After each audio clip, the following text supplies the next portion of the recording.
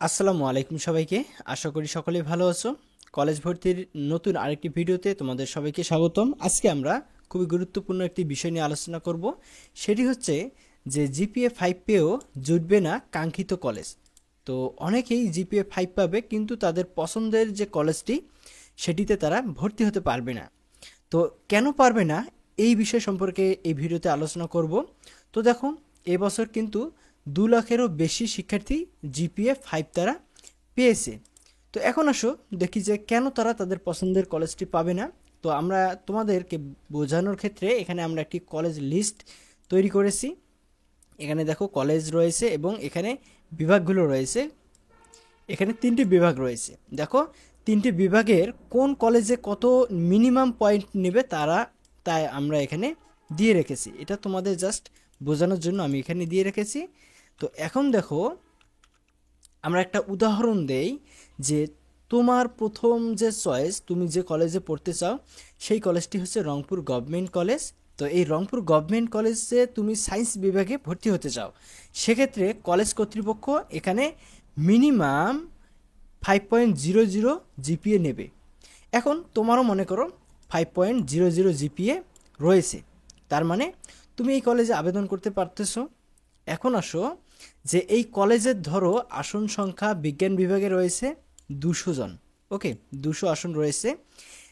এবং মজার বিষয় হচ্ছে এই 200 আসনের এগেনস্টে এখানে ধরে নাও 500 অ্যাপ্লিকেশন পড়েছে, অর্থাৎ 500 জন শিক্ষার্থী এই রংপুর গভর্নমেন্ট কলেজটিকে তাদের প্রথম চয়েসের তালিকায় রেখেছে। তো দেখো, এখানে সিট সংখ্যা হচ্ছে 200, এখানে অ্যাপ্লাই করেছে 500, তার মানে আরও এখানে 300 জন শিক্ষার্থী তারা এখান থেকে বঞ্চিত হবে। মানে তাদের যে পছন্দের কলেজটি রয়েছে সেখানে তারা পড়তে পারবে না। এখন আসো, বা কারা এখানে ভর্তি হতে পারবে এই বিষয়টি একটু দেখে নেই। তো এখানে ভর্তি হওয়ার ক্ষেত্রে এই যে 500 জন রয়েছে, এই 500 জনের টোটাল মার্কস তারা অ্যানালাইসিস করবে। তো দেখো, এই টোটাল মার্কস অ্যানালাইসিস করে 200 সিটের জন্য যাদের মার্কস অ্যাভেলেবল থাকবে, ধরে নাও যে 200 জনের মতো শিক্ষার্থী তাদের মার্কস রয়েছে এই 200 সিটের জন্য অ্যাভেলেবল। এখন তাদের চেয়ে যদি কম মার্কস হয় বাকি 300 জনের, তারা কিন্তু আসলে এই কলেজে অ্যাডমিশন হতে পারবে না। ওকে, তো এখানে মূল বিষয় হচ্ছে তারা মার্কস অ্যানালাইসিস করে এই তারা কলেজটি তাদেরকে সিলেক্ট করে দেবে। আশা করি বুঝতে পেরেছো যে কেন তাদের পছন্দের কলেজ অ্যাপ্লাই করেও তারা সেখানে ভর্তি হতে পারবে না। এবার আসো, তোমরা কিভাবে তোমাদের কলেজকে প্রথম আবেদনেই তোমরা ভর্তি হতে পারো তার কয়েকটি কথা আমরা এখানে জেনে নেই। তো প্রথমত হচ্ছে, তুমি কলেজ সিলেকশনের আগে অবশ্যই একটি লিস্ট তৈরি করবে। তো একটি লিস্ট তৈরি করবে, সেখানে তোমার পছন্দের কলেজগুলো প্রথমে রাখবা।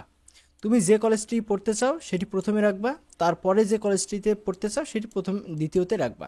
এভাবে সিরিয়াল মেনটেন করবা। তো যখন তুমি এভাবে তোমার খাতায় অথবা নোটপ্যাডে এটি তুলে রাখবা, অনলাইনের দোকানে গিয়ে যখন তুমি আবেদন করবা সেখানে কিন্তু তোমার কোনো সমস্যা হবে না। অনেকেই করে কি, যে অনলাইনের দোকানে গিয়ে তাদেরকেই জিজ্ঞাসা করে যে কোন কোন কলেজে ভর্তি হওয়া যায়, হ্যান ত্যান যা আছে আর কি।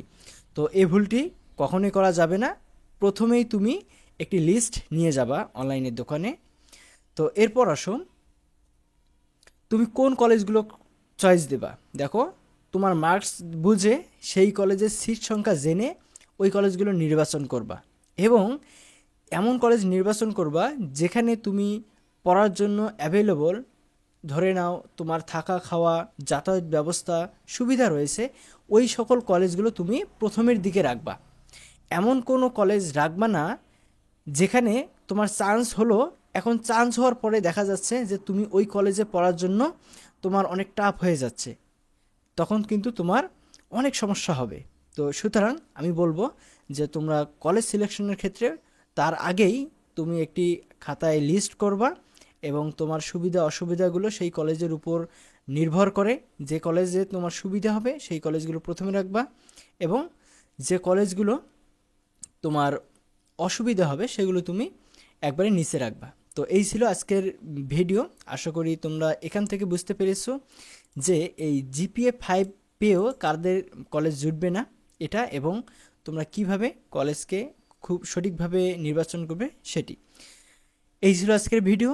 এরকম ভিডিও পেতে চ্যানেলটি সাবস্ক্রাইব করবে, এবং আমরা সবসময় তোমাদের জন্য শিক্ষামূলক যে কন্টেন্ট রয়েছে, নিউজ রয়েছে, সবগুলো সবার আগে পেতে অবশ্যই আমাদের সঙ্গে থাকবে। টিল দেন সকলে ভালো থাকো, সুস্থ থাকো, আল্লাহ হাফেজ।